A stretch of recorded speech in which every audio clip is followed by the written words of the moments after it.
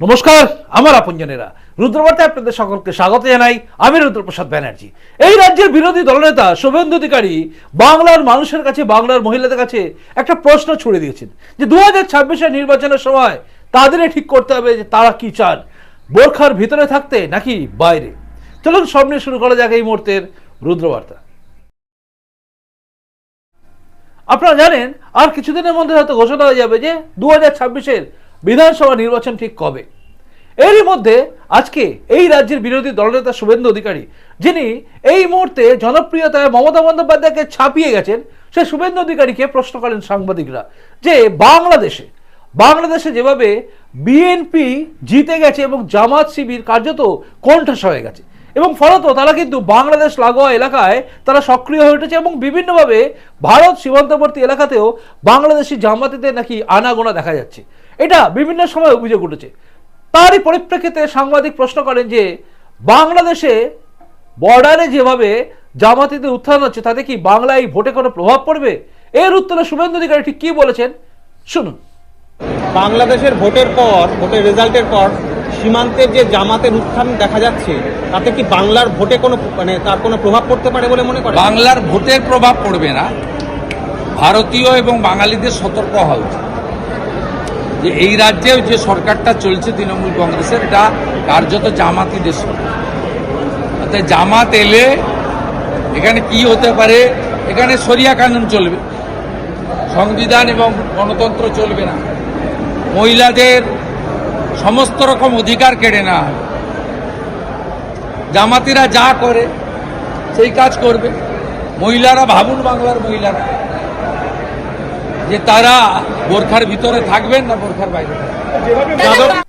শুনলেন, শুভেন্দু অধিকারী পরিষ্কার করে বলেছেন কিন্তু যে বাংলাদেশে যে উত্থান হয়েছে জামাতিতে, তার ফলে বাংলার বুকে তার ভোটে কোনো প্রভাব পড়বে না। কিন্তু এই রাজ্যে যে সরকার চলছে সেই সরকার শুভেন্দু অধিকারীর ভাষায় হচ্ছে জামাতি সরকার, মানে জামাতের মতোই চলছে আর কি। তা সেই সরকার থাকলে পরে আগামী দিনে শরিয়া আইন কানুন প্রবর্তন হবে। আচ্ছা, এই প্রসঙ্গে আপনাদের বলে রাখি, অনেকেই হয়তো ভাববেন যে বাংলাদেশের জামাত তারা কি শরিয়া আইনের কথা বলেছিল? খুব ভাইরাল হওয়া একটা ভিডিও, যেটা জামাতের এক শীর্ষস্থানীয় নেতা বক্তব্য রেখেছিলেন সাংবাদিকদের সামনে এবং প্রেসের সামনে, সবার সামনে, সেটা শুনুন। কি শাসন থাকবে? আল্লাহর কোরআনের শাসন থাকবে। আজকে চুরি করলে যদি হাত কেটে দেওয়া হয়, আর কি চুরি এলাকায় হবে? সেই শাসন আমরা চাই। আপনার চিন্তা দাঁড়িয়েছে আল্লাহ, মানুষ বুঝতে পেরেছে যে ধর্ম কাকে বলে, বিশ্বাস কাকে বলে, ন্যায় কাকে বলে, আলোচনা। শুনলেন, এদের লক্ষ্যই ছিল যে বাংলাদেশে শরিয়া কানুন প্রবর্তন করতে হবে এবং বাংলাদেশে এখন তো শরিয়া আইনই চলছে, তবে তার মধ্যে একটু গণতন্ত্র রেখে দিয়েছে না, মানে একটু এদিক ওদিক করে আর কি।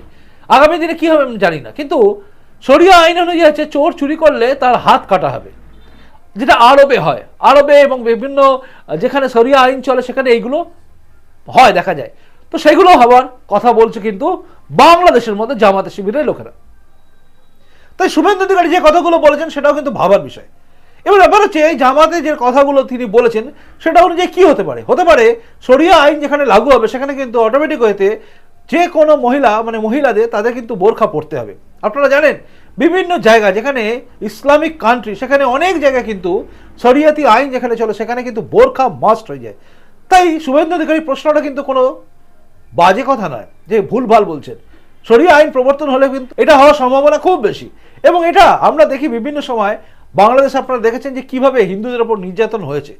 আবার আপনি যদি সিমিলারিটি খোঁজেন তাহলে দেখবেন এই দেশের, এই রাজ্যে, পশ্চিমবঙ্গে মুর্শিদাবাদে হিন্দুরা কিভাবে পালিয়ে এসছে। কেন পালিয়ে এসছে এই প্রশ্নের মধ্যে উত্তরটাও লুকিয়ে আছে। পালিয়ে এসছে তার কারণ হচ্ছে তারা প্রাণ ভয়, নিজের ধর্ম বাঁচানোর জন্য এক জেলা থেকে অন্য জেলায় মালদহে পালিয়ে এসেছিলেন। আর এই রাজ্যের একজন টপ মোস্ট নেতা এবং সঙ্গে সঙ্গে মন্ত্রী, তিনি হচ্ছেন ফিরহাদ হাকিম, যাকে বাদ দিয়ে মমতা বন্দ্যোপাধ্যায় হয়তো কলকাতায় জিততেই পারবেন না ভাবেন। তো সেই মমতা বন্দ্যোপাধ্যায় স্নেহধন্য ফিরহাদ হাকিম বা ববি হাকিম কি বলেছিলেন মনে আছে নিশ্চয়ই? দুর্ভাগ্য তাদের যারা অন্য ধর্মে জন্মগ্রহণ করেছে, তাদের সবাইকে দাওয়াতে ইসলাম দিতে হবে। তার মানে অলরেডি কিন্তু এই সব কথাবার্তা বলে একটা জিনিস করে ফেলেছে, সেটা হচ্ছে এই রাজ্যের এই ফিরহাদ হাকিমের মতো লোকেরা, এরা কিন্তু খুলেআম হিন্দু ধর্মকে অপমান করেছে। এবং শুধু তাই নয়, আপনারা জানেন হুমায়ুন কবির নিজে কিন্তু স্বীকার করেছে যে নির্বাচনের আগে কিভাবে তিনি বলেছিলেন যে হিন্দুদের কেটে ভাগীরথীতে ভাসিয়ে দেওয়ার কথা, সে কথা বলেছিলেন মমতা ব্যানার্জির জন্য। মমতা ব্যানার্জির জন্য বলেছিলেন বা নিজে বলেছিলেন বা ইচ্ছা করে বলেছিলেন সেসব আমি যাচ্ছি না। আসল কথা হচ্ছে তিনি বলেছিলেন, কিন্তু তার বিরুদ্ধে কোনো ব্যবস্থা নেয়নি। অর্থাৎ মমতা বন্দ্যোপাধ্যায়ের সরকার কিন্তু কোনোদিনই এই কট্টরপন্থী মনোভাবাপন্ন লোকেদের বিরুদ্ধে ব্যবস্থা নেয়নি। এবং যেখানে দাঁড়িয়ে দাঁড়িয়ে হিন্দু ধর্মের অপমান হয়, যেখানে দাঁড়িয়ে দাঁড়িয়ে হিন্দু ধর্মকে ছোট করা হয়, সেখানে মমতা বন্দ্যোপাধ্যায় কিন্তু কিছুই করেননি তাদের বিরুদ্ধে। তাই আমরা নিশ্চিন্তে বলতে পারি যে শুভেন্দু অধিকারী যে কথাগুলো বলেছে সেই কথাগুলো কিন্তু পেছনে যুক্তি আছে তার দিক থেকে। অর্থাৎ এই রাজ্যে যদি আবারও তৃণমূল কংগ্রেস আছে তাহলে মহিলাদের অবস্থা কোথায় যাবে? এমনিতে মহিলা সুরক্ষা নিয়ে বারবার প্রশ্ন উঠেছে। আজকেই সকালে একটা ভিডিও আমি আপনাদের সামনে করেওছি, সেটা দেখেছেন আপনারা কিভাবে একটা ভাইরাল অডিও, যেখানে যেখানে তৃণমূলের প্রধানই বলছেন, মহিলা প্রধান তিনি বলছেন যে আমাকে কিভাবে অপমান করা হয়েছে, কিভাবে লাঞ্ছনা করা হয়েছে, কিভাবে তিনি অভিযোগ করছেন যে তিনি সুরক্ষিত নন। তিনি অভিযোগ করছেন যে আমার অবস্থা যদি এরকম হয় তাহলে সাধারণ মানুষের কি হবে, সাধারণ মহিলার কি হবে। তাই এই সমস্ত কিছু বুঝিয়ে দেয় যে এই রাজ্যে মহিলারা কোন জায়গায় আছে, এবং এরপরেও যদি এই সরকার আছে তাহলে মহিলাদের অবস্থা কি হবে। আপনার নিশ্চয়ই মনে আছে যে শেখ শাহজাহানকে নিয়ে এত কিছু হয়েছে, অভিযোগ বড় ওঠে, সেটা হচ্ছে সন্দেশখালীতে শেখ শাহজাহান যে সমস্ত মহিলাদের উপরে অত্যাচার করেছিল বলে শোনা যায়, মানে যেগুলো অভিযোগ, সেগুলো প্রত্যেকেই হিন্দু মহিলা ছিলেন। এটা কিন্তু বারবার অভিযোগ উঠে এসছে। তো এই অভিযোগ যে মিথ্যে না সত্যি সেটা তো আপনারা সবাই সার্চ করে দেখে নেবেন।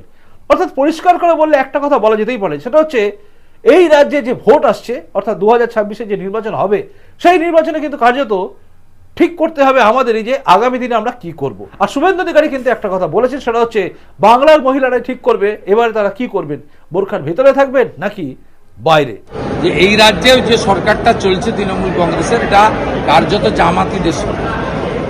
অর্থাৎ জামাত এলে এখানে কি হতে পারে, এখানে শরিয়া কানুন চলবে, সংবিধান এবং গণতন্ত্র চলবে না, মহিলাদের সমস্ত রকম অধিকার কেড়ে নেওয়া হবে।